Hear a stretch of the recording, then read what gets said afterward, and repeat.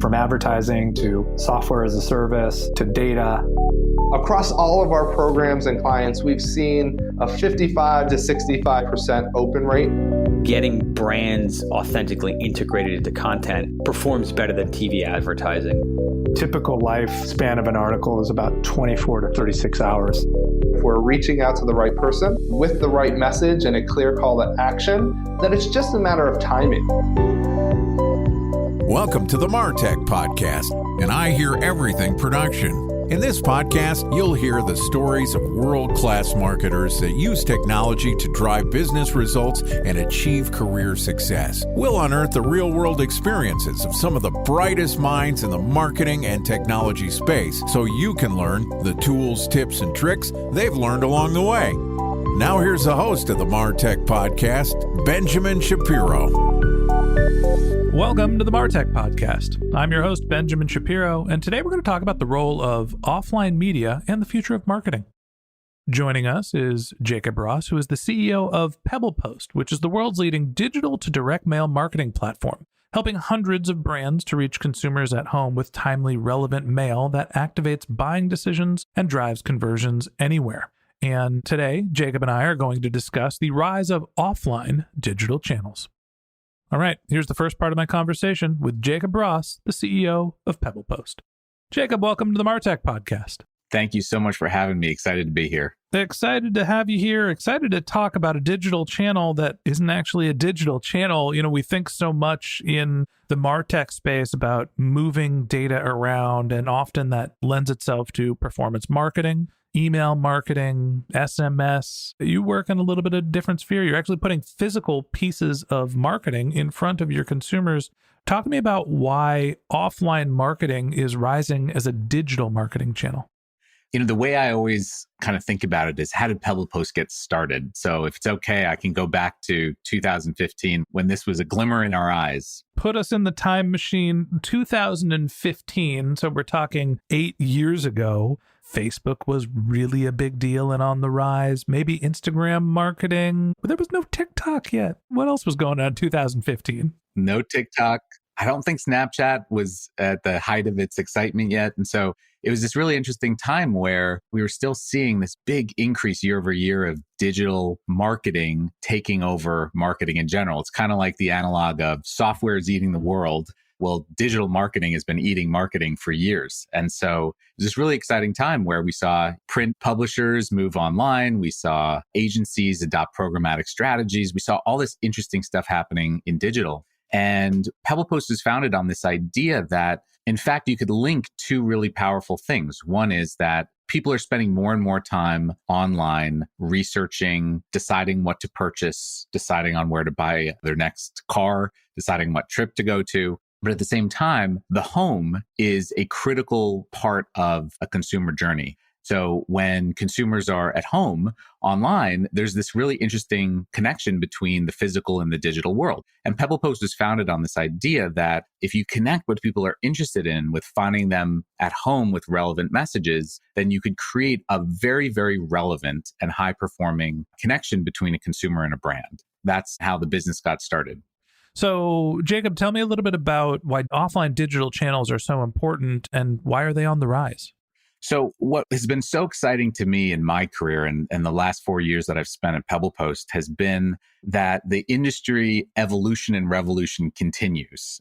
Digital advertising as share of total marketing dollars continues to increase. But whereas we've seen a monumental rise in solutions like TikTok and Snapchat and Facebook, et cetera, there's also a really interesting trend of traditional offline channels digitizing. We've seen that. Connected TV has reinvented how linear television is bought, targeted, measured, et cetera. Digital out of home has done the same thing for traditional out of home. Spotify and others have changed the game for radio. So when I met the PebblePost team 4 years ago, I was blown away because what they had done is they had figured out how to reinvent traditional direct mail. And just so I'm clear, we're talking about physical paper mail to home, which is sometimes something I have to clarify a couple times. But they've done it by powering it with digital signals, digital algorithms, and digital measurement.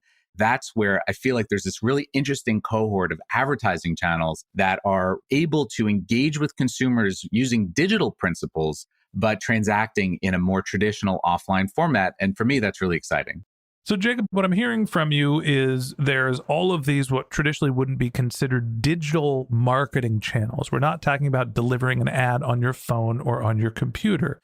We're talking about delivering advertising, media, or physical collateral to a person, a prospect, but we're also tracking it using digital marketing technologies. Let's walk through some of those channels one by one and give me a sense of how that data is actually used.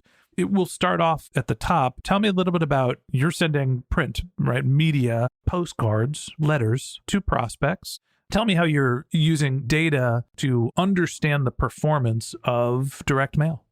I think where we start is everything at PebblePost is built around relevance. So what we're all familiar with is this sort of trend that seems to have kind of peaked and then ebbed in the 90s called junk mail. And you remember this, your inbox, your mailbox was clogged with all sorts of offers. You opened up your mailbox and the first thing you do was just dump as much of the mail as possible into the recycling bin or garbage can or whatever.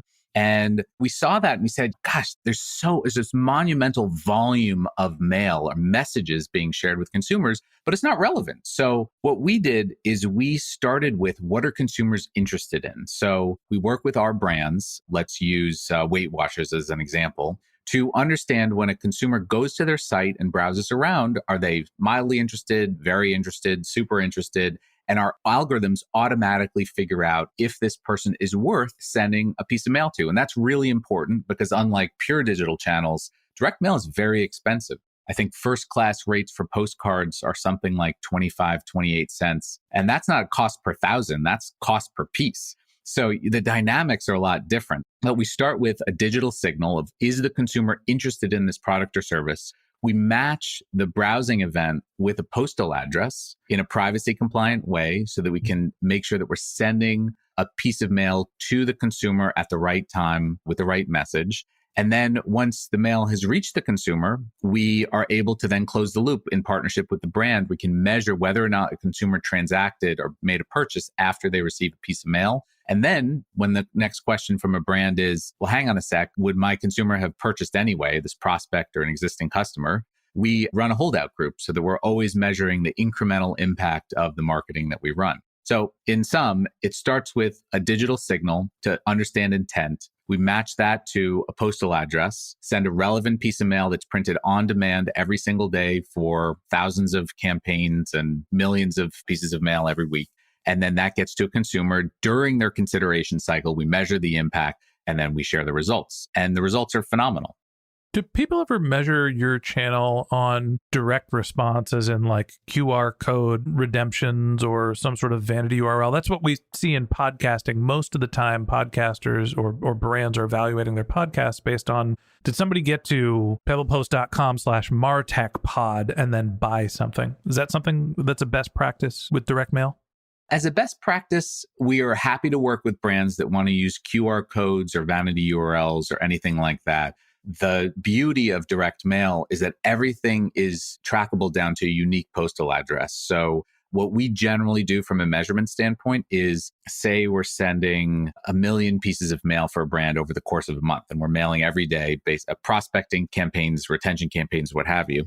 So we know every single household that's received a piece of mail from us. The brand will then share with us their transaction data. So they'll say, these are the households that have made purchases on these dates with these products, et cetera. And we'll do what's called the matchback analysis, which simply says if a household has received a piece of mail and then subsequently made a purchase, then we'll claim credit for the conversion of that consumer. And that's usually expressed on a cost per acquisition or return on ad spend or ROAS goal. And then the question the brand then asks is, well, would this consumer have purchased anyway? And that's why we do the holdout group. So we found that the matchback analysis and the holdout group generally result in a more holistic sense of performance. I'm not sure where I heard this or if I just made it up, but generally what I tell people is a vanity URL, a QR code, some sort of other, you're driving somebody from offline to a specific web page. when you get a conversion, you should count 9 more conversions on top, because the actual influence of the marketing is so much more impactful than somebody actually used and redeemed the offer. There's the brand awareness, the stuff that's a little bit more difficult to measure. Your tracking is much better. Talk to me about some of the other digital offline channels. Are they using a similar methodology? We've got your out of home, your billboards, your bus signs, your connected televisions. Is everybody using a similar methodology? I don't claim to be an expert on every other channel. I would say these channels have some similarities. So for example, for CTV and direct mail, the connection is usually a household identifier. You're targeting a household. So the targeting is similar, but the measurement can be really different. And it depends on the TV buyer's objectives, for example. And that may be different than a hardcore direct response objective. A lot of the TV objectives that we've seen our brands using are a blend of performance, awareness, et cetera. And there are a million companies out there that do all sorts of TV measurement. There's a big war being fought on that front between many gargantuan measurement companies that we don't get in the middle of. So we try to keep it really, really simple, data-driven, targetable. One of the conversations that we've been having with our brands is, could we help using direct mail tactics measure the impact of advertising in other channels? So if we can close the loop based on what a consumer's been exposed to at home, whether it's, on the TV in back of me or on the dining room table with a piece of direct mail, could we do that same matchback analysis to measure the results on other channels and deliver the same kind of high quality, very accurate performance analysis? And I think that's a discussion that's probably going to unfold in a lot of interesting ways.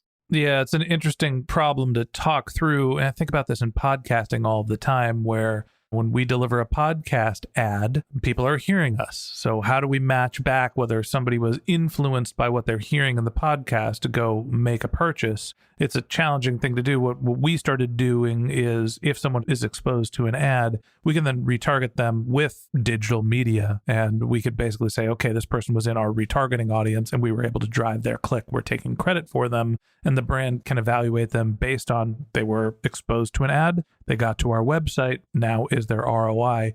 There's the sort of hybrid media channels, radio, podcasting, there's your CCTV, and then there's the out of home, right? Where it's not just media that someone is being played a television ad or listening to a podcast. It's being exposed by, a bus that's driving by. Any sense of how those channels are thinking about digital marketing when they basically carpet bombing a region as opposed to thinking about individual delivery of an ad?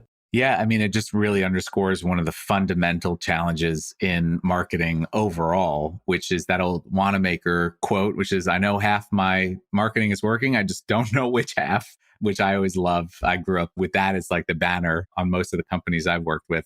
And I think it's really challenging. So I know there have been a lot of really creative solutions. There's a digital out-of-home company that I won't name, but they have kiosks in municipalities and they show ads. They also have a free Wi-Fi network that they use. And so they use the Wi-Fi network to try to understand consumer behavior by linking the phone to the exposure to an ad. And that takes a lot of ingenuity and a lot of cleverness on the engineering side, and also a careful navigation of a bunch of privacy and notice and consent things. So that's one solution. But if you're driving down the highway and looking at a billboard, it may be more traditional means of measurement that you have to rely on, which is, what is the aggregate sales lift or aggregate recall when you do surveys during and post the campaign? So last question I have for you today, as we think about the rise of offline digital channels, how should marketers think about allocating their budget? We've seen performance marketing take a hit with some of the privacy restrictions, but generally you understand who you're reaching and if they're converting. Why and how much should marketers prioritize channels that have some of these challenges of direct attribution, a known impact? How should we think about splitting up the pie between online and offline marketing? What I've seen is that marketers are under immense pressure to deliver results, especially recently. The pressure has never been higher. So they're looking for more ways to evaluate and measure their marketing. And there's new emerging measurement methodologies all the time. I think the other thing that we've seen marketers contend with is cookies are going away. So you're going to lose a very familiar targeting criteria. privacy regulations are not going away. There's a whole state and federal set of regulations that are coming down the pike that brands and solutions providers are going to have to contend with. Apple's restrictions on targeting have definitely impacted folks like Facebook, Instagram, et cetera. And so all of this kind of adds up to brands need new ways to reach consumers with relevance at scale. And sometimes what's old becomes new again. And sometimes there is a need to investigate in new ways, new channels. So I think that the general group of digital to offline or offline to digital solutions are probably underweight for the most part in a marketer's plan, although you're seeing big investments in CTV, especially over the last couple of years. But what we've seen is that marketers are taking a very data-driven test and learn approach to testing into some of these channels. And I think that's the right way to go. And we try to be very consultative about that. You know, one of the things the smartest marketers in the world are doing is they're finding ways to integrate digital technology into channels that you wouldn't traditionally think are digital marketing channels. And I think that direct mail is a great example of how you can really get accurate data from a channel that doesn't actually produce data in real time. And that wraps up this episode of the MarTech Podcast. Thanks for listening to my conversation with Jacob Ross, the CEO of PebblePost. Join us again tomorrow when Jacob and I continue our conversation talking about why engaging customers at home matters most. If you can't wait until our next episode and you'd like to learn more about Jacob, you can find a link to his LinkedIn profile in our show notes. You can contact him on Twitter. His handle is Jacob A. Ross. That's JACOBAROSS. Or you could visit his company's website, which is PebblePost.com.